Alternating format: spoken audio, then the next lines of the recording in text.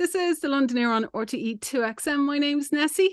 And you know what? I am smiling from ear to ear right now because I've often said on this program that the fact that I have a radio show allows me to catch up with people who have become friends, and you lose touch and lives go off in different directions and whatever. And today, I can't believe that I'm talking to Jamie Lawson on the show. Jamie Lawson, hello, how are you? It's fantastic to see you. Thank you. It's nice to see and hear you too. How are you? You okay? I'm good. How are you? I'm all right. I have a cough. Hold on one Go- second. There we go. You have a cough. I have a cough, so I apologize if I have a quick coughing fit in the middle of a sentence. It's possible, but apart from that, I have a boy. So I've had a boy since we last spoke. I'm sure of that. He's 3.5 now, which shows how long it's been, at least. And yeah, he's kind enough to bring every germ home from school, or They do. some, They yeah, do that. exactly, They're quite good like that, aren't they? some soft play. He's a very giving boy in that sense. So I have his cough. So yeah, apart from that, I'm fine. So just as we were coming on there, I was thinking, when was the last time I was speaking to you? And it suddenly dawned on me that we tried to go and get a coffee one Friday evening after work. I was in Covent Garden. We tried to get somewhere, and everywhere was blaring music, if you remember. We And stood outside in the cold. we stood outside in the cold. I think there was like an old church or something, or an old building, and we stood in the gateway talking. But that was literally before lots of good things happened for you. Oh, that far ago. Yeah, that That, was, you were that long just ago. about to go on tour with Ed. Oh, really? Wow, that is a while ago. That could That's be what, 2016, is it? yeah. Maybe even earlier if it was just. It depends. I mean, I toured with Ed a few times. So was it just before the first time I went to tour with him? The first time. Yeah. Right. Then that was 2015. Wow. Yeah. Wow. Since that, you've had chart-topping albums. 8 years. You've had many, many good things happen to you. And now you're releasing a new album. With everything that you have seen and gone through in that time, how or where does this album sit in your life? That's a good question. Because, I mean, weirdly, it really feels like I'm starting again. Like everything is starting from scratch. The um the pandemic and maybe a bit of having a baby, and probably Brexit as well, has kind of knocked me personally musically for six. I'm um yeah, it feels like I'm almost I'm at square two. I'm that far back is how it feels. Which is weird. I mean, I have done, like you said, I've done some really amazing things. It's been a very steep little jump from when we last spoke to now, but it's gone up and it's kind of come back down again. And we're at the bottom of it again. To climb back up is the hope. I mean, I feel different in life because I have a boy and I've gone and done things and I've made records. So I'm in a very different space, I suppose, a very different place. But as a kind of career musically, I feel very similar to where we probably were the last time we spoke. When all the stuff that happened with Ed, and then the album, um and all the touring, all these kind of things, they obviously bring many, many highlights. But I mean, it's everything has a balance in life. So what are the big things that you have learned from that, because like everybody wants to play Wembley, everybody wants to play Croke Park, everybody wants to have a #1 album and an Ivor Novello, which is like, hello. But, everybody wants to do these things, but having them, and then to feel like that you're going on step 2, but you're not, because you have all this experience behind you now. But that's what makes it step 2 rather than step 1. Uh, so yeah, I can't really describe it. It's really tough for me to work out, because I have a new record coming out. I'm doing my best to promote it through social media.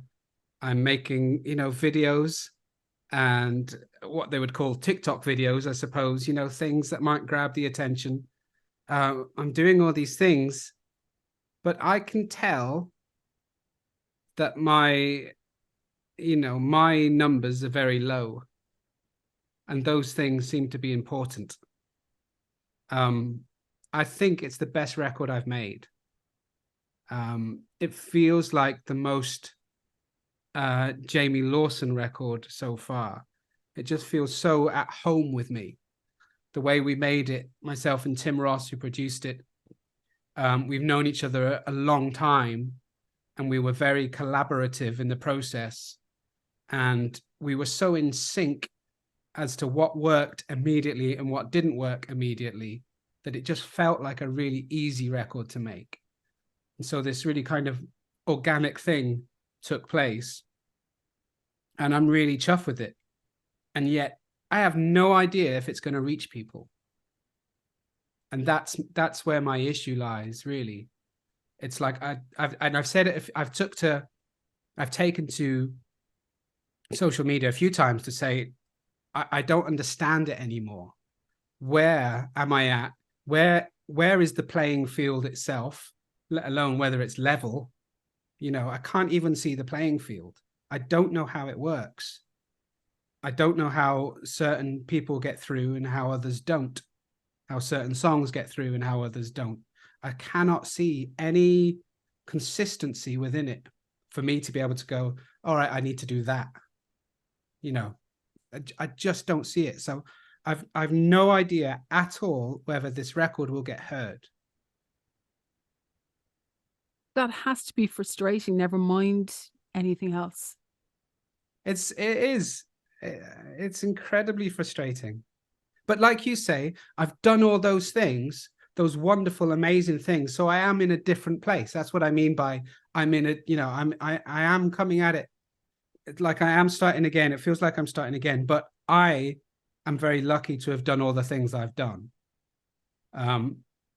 So it's not like I don't know. It's not like But you're not a legacy artist.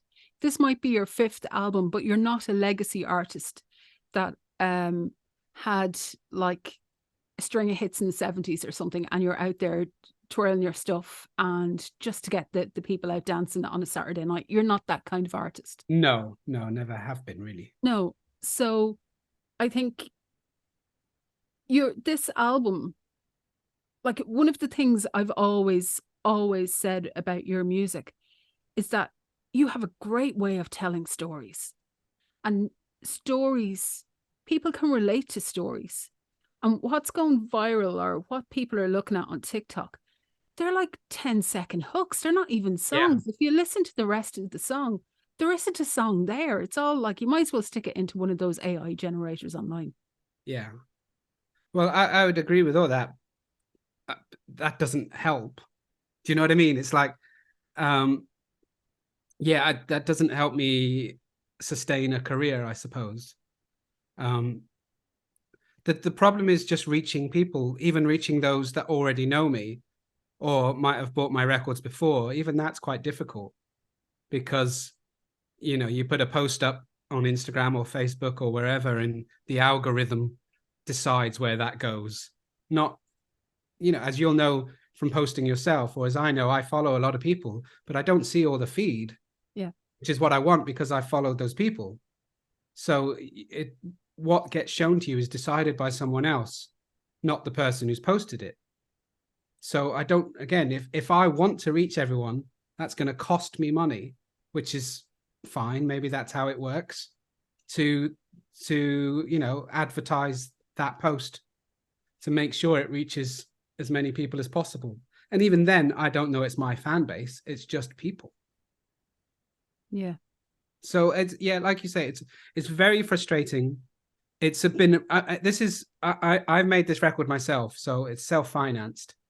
It's my record label, and I'm learning a lot about how the industry works, how much is paid for, and how surprising that is. It's taken me aback a bit, to be honest. I remember the first time that I actually had you on a radio show. I don't know if you remember DCUFM with the clowns outside. Yes, It was Freshers the Week, freshers. Yeah, right. and there was like stilt walkers and stuff. Yeah, Like at that stage, you were a very, very hopeful artist. I mean, yeah, you still like to make music and to make art. You still have to have that that drive and that passion for the art, and that has to come first. yeah. Um, for your own mental health as well as everything else. But Mm. where the changes come now is that you have a family to support. That's the bottom line. Yeah. Yes. So, I mean, it's interesting that we can go that far back, because I've made this comparison before. Like when I was doing clubs in London, I would see other bands, other friends get signed and take off, and just think, well, it's a matter of time. That's what I used to think. That was the hope I gave myself. Well, I'm not too far away from that band, so my turn will come. I'm as good. I would have thought. I thought I'm as good as they are. I can make it too. But that's gone now. I don't believe that it's about talent anymore. It's about something else that I don't understand. But the hope that drives to make music, or whatever it is still there, because I've made a record. I still have to write. I noticed that through lockdown, and when Billy arrived and my time was suddenly taken from me because the boy was here. And he's a terrible sleeper still, but for the first 6 months it was just awful. His sleep was terrible. We were exhausted, me and my wife, and we had this little thing that we obviously loved immediately, but it was so hard, and I couldn't write. And usually when you're in those high pressured situations of any kind, whatever the pressure comes from, I would find a way of writing, not necessarily about what I was going through, but just so I could get something out. That's always been my process, my how cathartic music is. Doesn't matter what you sing about, as long as I could sing, I could deal with it in some way. And when that disappeared, it was just bonkers. I didn't quite know how to go about my day, having to deal with it. Eventually, it kind of took a trip out of the house with Tim, my producer. We went and rented this place in the Cotswolds when the lockdowns were over. And we went and wrote 10 songs in 3 days, I think. And that's how I had to deal with it, was to get away and come back, which is a very fortunate position to be. I had to, my wife was exhausted, bless her. She's been very good in that sense.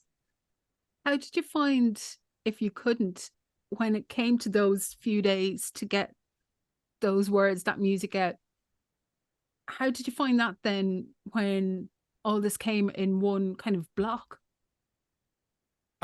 So I'd been stealing time whenever I could in the house.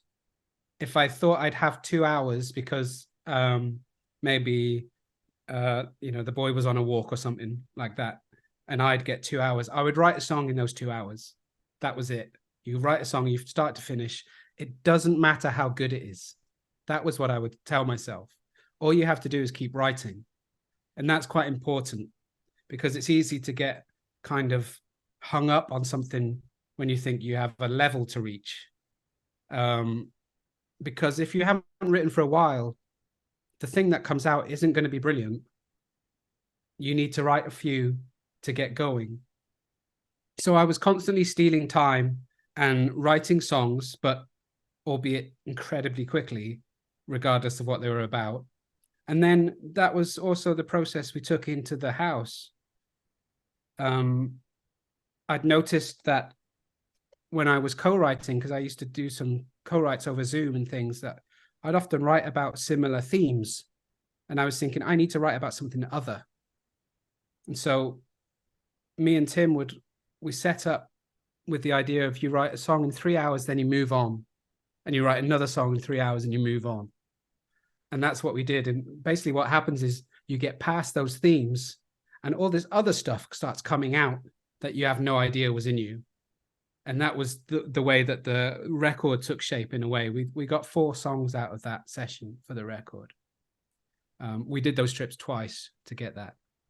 But it became a really interesting way of writing because suddenly your subconscious is throwing things out that you're not thinking about, that you have no idea what they're about or who they're about, because it's not you. That's quite clear. They're just, again, these story songs that come through. And, you can just kind of let them out, let them go and follow them and chase them. The album is coming out in October 20th. And it's called Little Weaknesses. What is your little weakness? I think you're the first person to ask. Well, the title comes from a song of the same name. The song came first, I suppose. Well, actually, the title came first, but as a song title. So I wrote a song from that. And in that case, the little weakness is a connection between 2 people. That's the thing, that's the weakness that keeps pulling someone back when maybe they shouldn't. But you can't tell if they should or they shouldn't from the song. I've left it quite open on purpose. So in that particular case, I guess you could argue it for love, which is quite a nice little weakness to have. I probably have plenty of other little weaknesses, but let's not go there. Oh, daytime radio. Jamie, a lot of people may not know about your connection with Ireland. It's a while since you've lived in Ireland, but you did live in Ireland. I did.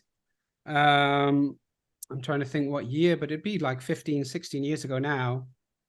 I'd been doing these shows in London. I met a guy called Mark Dignam.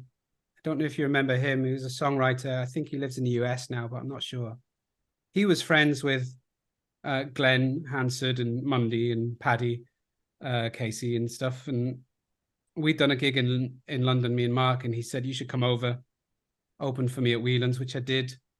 And it went down pretty well to the point where I got asked to come back again to do other people or, and I kept coming back and forth from London where I was living so much that it seemed like, maybe I should be moving over. It wasn't long after David Gray had kind of had his success through Ireland into the UK. So there was a sense to it as well. There was a kind of a trail that had been blazed already. So I did that. I moved over. I got a job in Tower Records, which was on Wicklow Street. I think it's moved now. So I worked in there for a bit. Which one? Is it Nassau or Dawson Street? I can never remember. It's the one that goes down. Yes, I don't know either. Yeah. I'm sorry. My Dublin geography is not with me anymore. So yeah, I worked there for about a year and did a lot of shows, went to a lot of gigs. But it was interesting because the job the Tower Record job kind of took over. I'd stopped doing gigs. I remember waking up thinking, this isn't why I moved here. So I had to kind of give it up, and then I moved back to Cornwall, is where I moved. And the weird thing is that, I was then in Cornwall for a couple of years, and then at some point I wrote Wasn't Expecting That in Ireland, having again come back for a tour. I came back for a tour and wrote it whilst on the tour. And then yeah, it took off in Ireland before it took off anywhere else. And that's still bonkers to me, really, the fact that it got played from YouTube. And then it's such a weird story, my story, because I thought that was the time that I thought it would all rocket and take off, and I thought, here we go, and it never did. It stayed in Ireland. You kept hold of it very kindly, and it just stayed with you. It didn't get out the country. So I thought I'd kind of blown it, because I thought the song was the one that would change things. And, thanks to Ed, it did. I remember actually, you had been on, it all kind of took off in a week, really, because Yes, exactly that. Yeah. it was on YouTube, or it was on wherever. It was played on one radio station that won't be named because they're rivals. Grr. No, I'm only messing. And then you were on the Late Late Show, and I remember I met you. I think it was the day after the Late Late Show, and I had a chat for it could have been Culture Cafe at the time. I can't even remember. Yeah. But you were just like, "This is crazy. Yeah. This is crazy," and it was, the reaction within that week was crazy. It was, yeah. It was very, very positive. When you had that, and then it took a while, if that happened and then it took a while for everything to happen with Ed and Ed Sheeran, and go on tour with Ed Sheeran and all those good things that happen, do you not think that that means it could happen again? You have to remain positive. Yes. I don't. The thing is, this is where it comes back to everything being different. I arrogantly do not think my songs are not good enough to make it. I'm quite confident that they're good enough. I think they're very good songs.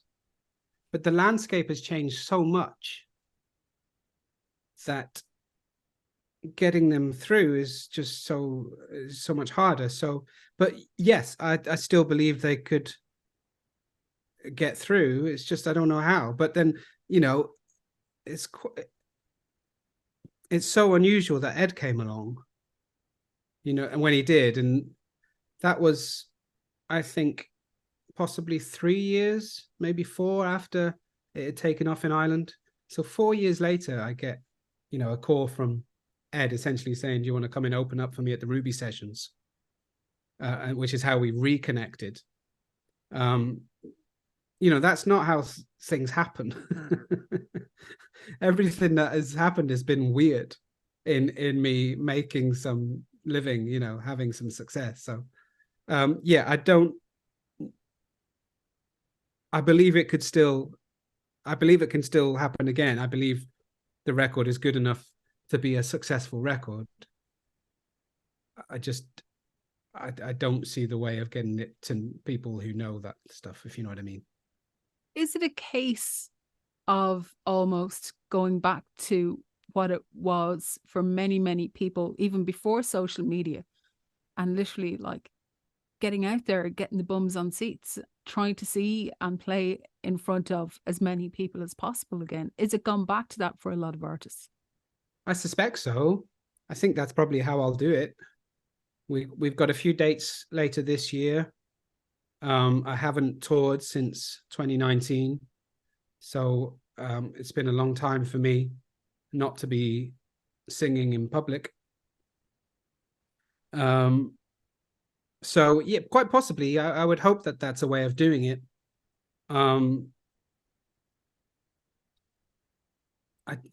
I suspect that is the only way, perhaps, But then again, it comes back. How will you know that I'm playing? How will you know that I'm coming to your town if the algorithm chooses not to tell you? Oh, do you know what? I have no control over the algorithm. Like about, here's a thing. I have been listening to 1984 on an audiobook all week. Right. And it's like the algorithm is like the big brother that makes everything work. And it's like people, like if people enjoy music, if people love music, people have to be out there like listening to music. There has to be people out there listening to music. I know I listen to music all the time.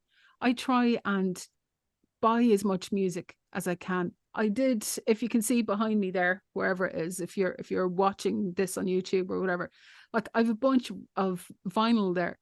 And I know sometimes it's a case of, oh, well, that vinyl is too expensive and that vinyl is too expensive, but I want 5 albums this month.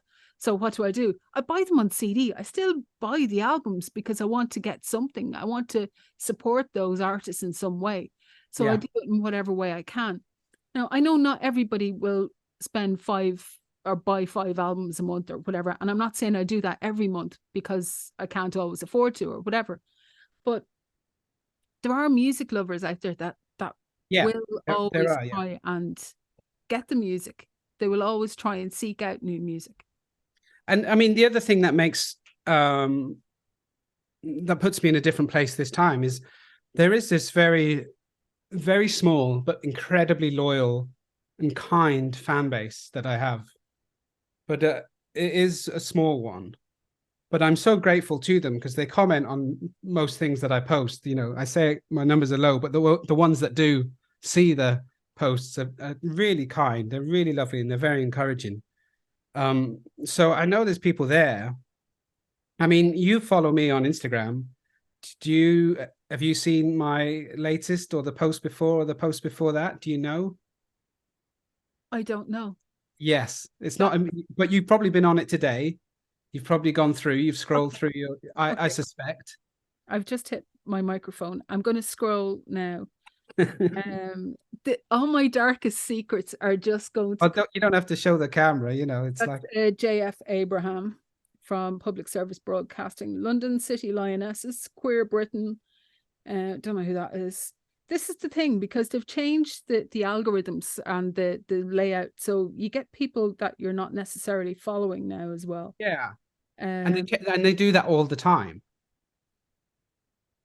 But you know, that's kind of my point. You would be my key demographic. You know, so it's you know, I don't know, Nessy. I don't know how it works. That's all I can do at the end of the day is make the best record I can make, which I think I've done with songs that I really like. They're recorded beautifully, and there's strings on this record throughout, which are amazing by Izzy Baker. She's just fantastic. So the that's production is beautiful, I have to say, because it uh, really lets. What I've noticed is on this album, with your storytelling and your style of vocals and how you deliver all your stories, your songs, you want to hear the lyrics. There's so many tracks that are overproduced now that you can't, there's a vocal in there somewhere. But your songs and your stories, they sit beautifully in the instrumentation in this. thank you. It's almost like they're wrapped, the music is wrapped around the vocals. Yes, which is for someone like me how it should be, but it's a relatively old-fashioned, you could argue. You know, it's not in vogue production-wise, perhaps, and again, that might get in my way. But I had to make a record that I wanted to listen to, or that I could really get behind and be proud of. You know, so I think that's why it sounds the way it does. I think Tim Ross just did a really amazing job stitching everything together.